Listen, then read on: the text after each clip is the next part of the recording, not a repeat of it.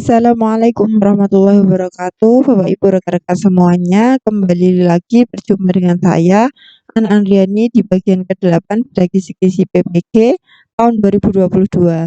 Nah, seperti yang saya janjikan kemarin di bagian ke-7 itu kan saya sudah mengatakan bahwa ini kita yang profesional matematika stop dulu, kita akan selingi dengan pedagogi gitu ya, biar nanti ada variasi seperti itu.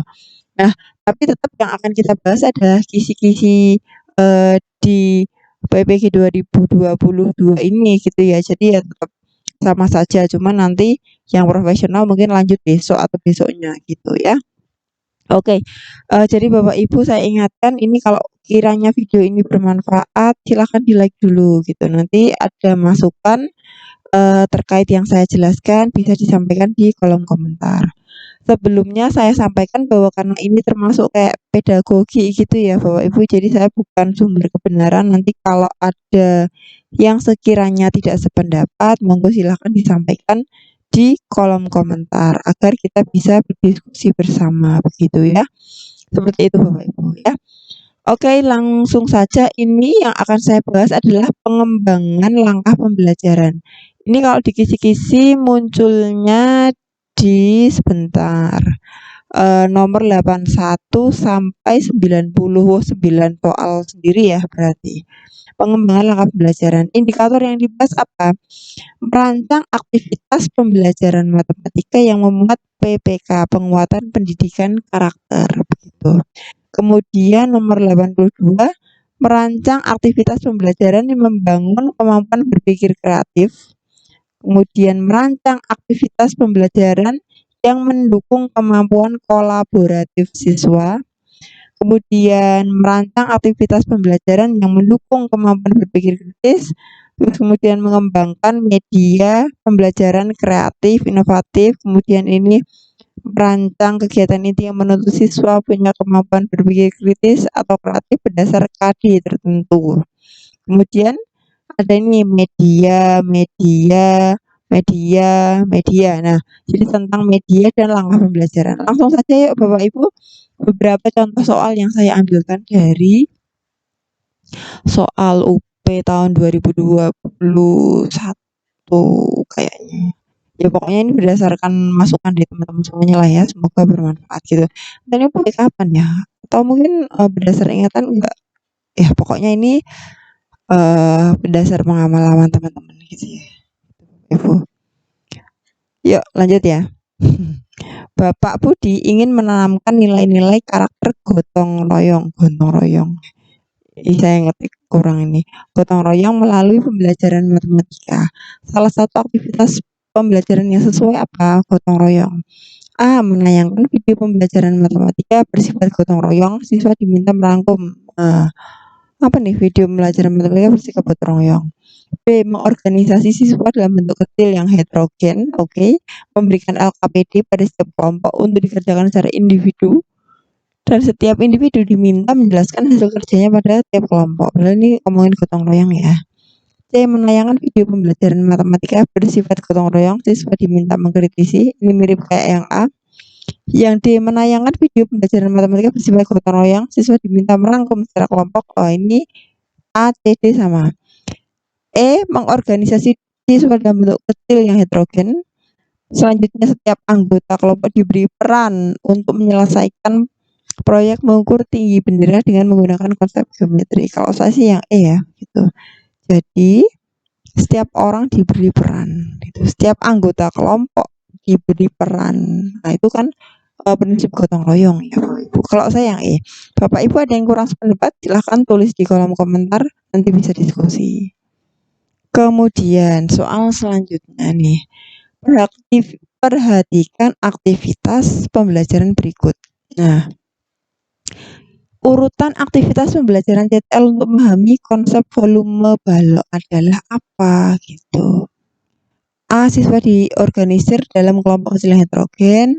2. Ditampilkan gambar tumpukan batu bata. Siswa diminta berkolaborasi menentukan banyaknya batu bata dan mencatat langkah-langkah yang dilakukan. 3. Dengan menganalogikan banyaknya batu bata adalah volume balok, Siswa diminta untuk menyimpulkan volume balok. Kalau yang keempat, menjelaskan rumus volume balok dan contoh-contoh. Oh, kayaknya enggak ya. Kontekstual kan nggak langsung kita memberi contoh atau menjelaskan rumus gitu. Berarti yang nggak ada nomor 4-nya pokoknya. Ada nomor 4, ada. Oh, langsung aja nih. Itu oke ya, yang nomor 4 nggak boleh gitu. Berarti yang B gitu, yang nggak ada nomor 4-nya. Gitu, Bapak Ibu, gampang ya? Gampang. Kadang tuh kita lama ya harus baca gini, nah gitu yang kira-kira kita harus punya kemampuan baca cepat juga ya Bapak Ibu ya. Lanjut, di antara berikut ini alat yang tepat untuk disiapkan dan digunakan oleh guru dalam membelajarkan materi yang bertujuan peserta didik dapat melukis dua besar sudut yang sama besar. Melukis dua sudut yang sama besar itu pakai apa? Pakai penggaris dan jangka gitu. Udah jelas ya. Jadi Bapak Ibu ada garis nih seret sini, terus nanti dihubungkan seret, dihubungkan di apa? Diputar pakai jangka kayak gitu loh. Bisa ya? Udah pernah. Lanjut nih. Pada saat BDR, guru matematika SMP kelas 9 ingin membelajarkan KD 3.5, menjelaskan transformasi geometri yang dihubungkan dengan masalah kontekstual, alternatif media pembelajaran yang efektif dan efisien. Salah efisien dan efektif. Untuk tujuan pembelajaran, siswa dapat mengidentifikasi karakteristik geometri transformasi adalah apa. Menggunakan video pembelajaran yang menampilkan guru yang sedang mengenalkan, menggunakan media PowerPoint, rekaman, berikan rangkuman dengan video, kayaknya ini ya yang E. Menggunakan video yang berisi gambar-gambar dan animasi tentang konsep-konsep geometri transformasi gitu. Nah, lanjut nih.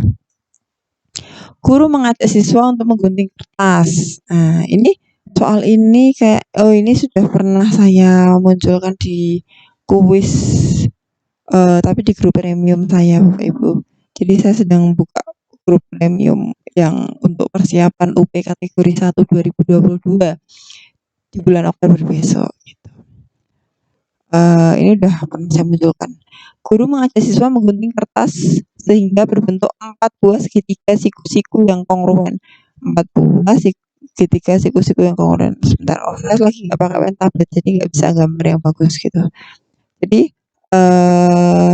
gitu ya, 4 buah segitiga siku-siku yang kongruen. Kemudian dia ditata sedemikian hingga membentuk bangun datar segi 4 istimewa. Siswa diminta menentukan rumus luas daerah yang terbentuk.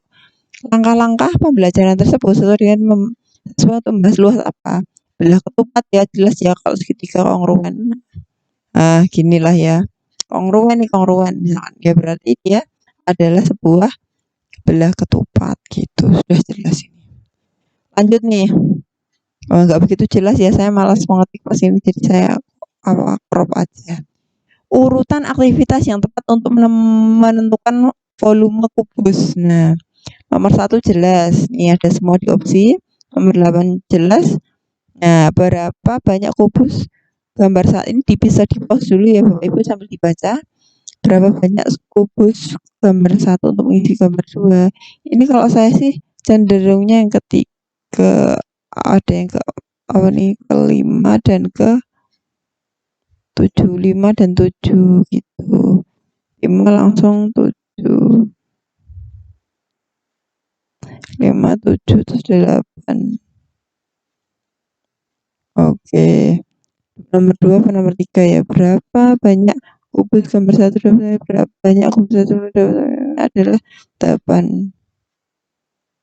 Kalau saya loh ya, kalau saya tuh yang D Bapak Ibu, yang contohnya yang D gitu. Silahkan ini gambarnya kecil-kecil ya di-pause dulu videonya, dibaca, nah nanti langsung gitu ya. Oke. Yuk lanjut. Ibu Binur ingin melakukan pembelajaran matematika untuk mengembangkan kemampuan kolaboratif siswa pada materi persamaan kuadrat ya kolaboratif. Langkah kegiatan yang tepat apa? A. Siswa diminta menyelesaikan LKPD secara berkelompok dengan ketentuan jika ada anggota kelompok yang kurang memahami materi maka anggota A, maka anggota kelompok yang sudah memahami wajib menjelaskan. B, siswa diminta menyelesaikan LKPD secara berkelompok dan kelompok dapat berdiskusi dengan aturan yang disepakati. Siswa diminta menyelesaikan LKPD secara kelompok dengan ketentuan kelompok yang dapat menyelesaikan LKPD paling awal dapat skor. Siswa diminta menyelesaikan LKPD berkelompok untuk dipersilahkan membagi tugas. Oke. Terus yang E, siswa diminta menyelesaikan LKPD berkelompok dapat dimulai dengan salah satu menyelesaikan semua soal dalam LKPD lalu teman lainnya bertanya. Ini jika di pause dulu dibaca yang lengkap ya Bapak Ibu. Kalau saya cenderung apa? Cenderung yang D gitu. Kan kolaboratif ya. Jadi kata kunci dari kolaboratif itu menurut saya ya, itu yang saya pahami adalah setiap orang tuh punya peran gitu loh. Jadi ini cocok sekali yang D, membagi tugas gitu. Setiap orang harus punya peran gitu. Ya seperti gotong royong tadi gitu. Enggak terus semua menyelesaikan sendiri-sendiri, nggak boleh. Lanjut nih ya. Matematika adalah ilmu abstrak, yes betul.